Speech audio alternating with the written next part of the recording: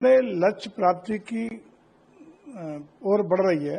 हालांकि पूर्ण बहुमत तो हम लोग 5वें चरण में ही प्राप्त कर चुके हैं और जो 400 पार का लक्ष्य है उसकी ओर हम लोग अग्रसर हो रहे हैं और 7वें चरण में निश्चित रूप से अपने लक्ष्य को हासिल करेंगे, ऐसा हमें भरोसा है। और उत्तर प्रदेश के शेष 13 सीटों की बात करें तो उस पर भी हम लोग पूरे मनोयोग के साथ प्रयासरत हैं कि 13 की 13 सीटें अंतिम चरण वाली भी हम लोग जीत करके कमल खिलाने का काम कर सकें, भगवा लहराने का काम कर सकें। सर, इंडिया गठबंधन के दल चाहे वो 2 से सीटें भी नहीं पूरी कर पाएगी, उनका आरोप है कि बीजेपी आएगी अगर तो आरक्षण भी खत्म कर देगी, तमाम आरोप लगा रहे हैं। देखिए, ये सही है कि जनता को भ्रमित करने का प्रयास, जो हम लोगों का 400 पार का नारा है उसको उन्होंने तोड़ मड़ोड़ के इस रूप में प्रस्तुत करने का प्रयास किया है कि हम लोग 400 से ऊपर इसलिए लाना चाह रहे हैं कि संविधान बदल देंगे, हम लोग इसलिए लाना चाह रहे हैं कि आरक्षण खत्म कर देंगे, जबकि इन दोनों स्थितियों पर माननीय प्रधानमंत्री के द्वारा भी बार बार ये कहा गया है कि इंडिया गठबंधन निश्चित रूप से हमारे बैकवर्ड का और शूडकास्ट का आरक्षण धर्म के आधार पर मुस्लिमों को देने का काम किया है। कर्नाटक की बात करें, पश्चिम बंगाल की बात करें, बल्कि पश्चिम बंगाल में तो माननीय उच्च न्यायालय ने उनके इस आरक्षण की व्यवस्था को समाप्त करने का निर्णय दे दिया है। उससे साफ जाहिर है कि इनकी वो चोरी भी जिससे ये पिछड़ों का, दबे कुचलों का आरक्षण खत्म करके धर्म के आधार पर मुस्लिम को देना चाहते हैं, इस चीज साफ हो गई है। और वहीं इसके ठीक विपरीत भारतीय जनता पार्टी ने बिल्कुल बार बार इस दोहराया है और आज भी संकल्पित है कि हम लोग न कभी आरक्षण में बाबा साहब के बनाए हुए संविधान में कोई बदलाव करने का काम कर रहे हैं, न करेंगे, और न कोई आरक्षण में किसी प्रकार की छेड़छाड़ करने का बर्दाश्त करेंगे। बल्कि आरक्षण जो धर्म के आधार पर करने का प्रयास एनडीए गठबंधन के विभिन्न राज्यों में या एनडीए गठबंधन के द्वारा जो प्रयास करा जा रहा है उसको भी किसी भी तरह हम लोग लागू नहीं होने देंगे। और जो आरक्षण है वो था, है और रहेगा, ये हमारा प्रयास होगा। सर, अग्निवीर योजना को आप कैसे देखते हैं? अग्निवीर योजना को कूड़े में डलवा देंगे? देखिए, ये कूड़े करकट की तो बात करेंगे ही, क्योंकि कूड़े करकट के इन्हें भी पता है कि हमारी कोई सरकार न आने वाली है, देश की जनता इन्हें देश की सत्ता की बागडोर देने का काम करने जा रही है। इसलिए लफाजी ये कर रहे हैं और ऊल जलूल बेसलेस तथ्यविहीन बातें करके जनता को भ्रमित करने का और उनको गुमराह करने का प्रयास कर रहे हैं, जिसको जनता जान रही है।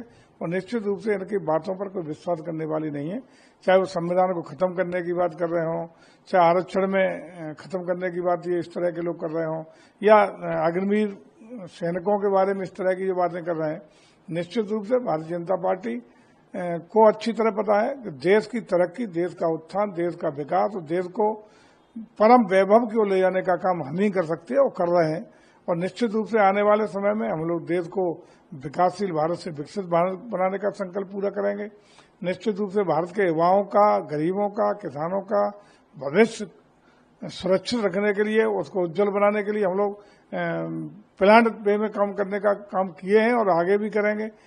हमारे देश की सीमाएं सुरक्षित रहे, हमारा भविष्य देश का सुरक्षित रहे, इसका भी व्यवस्था चाक चौबंद करने का काम भारतीय जनता पार्टी ने किया है और आगे भी करेगी।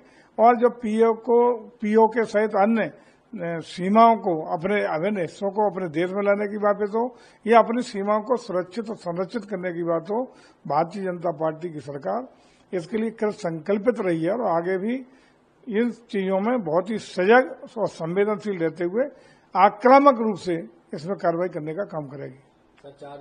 मिलने वाले, बैठ के बात करने वाले, वो क्या सब लोग बैठ करके अपना ये तय करेंगे कि किसके सिर ठीकरा क्या फोड़ा जाए, क्योंकि सफलता मिलने वाली है नहीं। देश की जनता ने नकारने का काम कर दिया है और इनको कोई सत्ता की चाबी मिलने नहीं जा रही है। इसलिए बैठ करके अपने हार का ठीकरा किसके सिर फोड़ा जाए इस पर चिंतन मंथन करेंगे।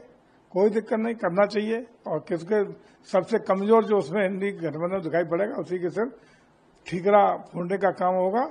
और कोई विदेश इटली भागेगा, कोई लंदन भागेगा और यही स्थिति होने वाली है। सर, प्रधानमंत्री प्रार्थनाएं की जा रही हैं पाकिस्तान में कि ये जीत जाए। निश्चित रूप से देखिए, जितने भी अगल बगल के पड़ोसी देश हों या ग्लोबल रूप से अगर बात करें, विश्व स्तर की बात करें, तो मोदी जी ने देश का सम्मान भी बढ़ाया है, धमक भी बढ़ाई है पहचान भी बढ़ाई है और भारत को एक ऊंचाइयों के शिखर पर ले जाने का सम्मान में काम किया है।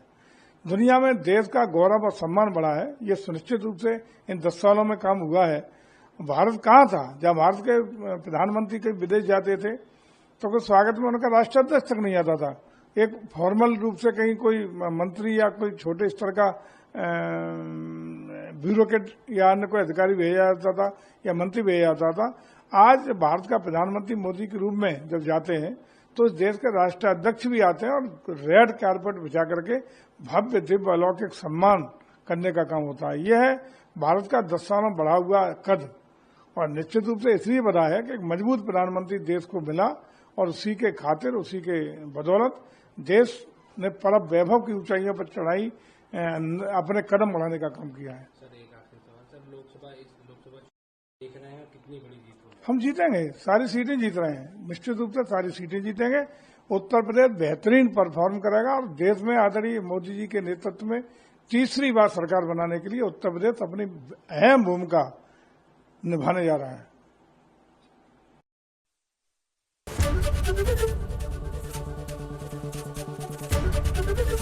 एबीपी गंगा, खबर आपकी, जुबान आपकी।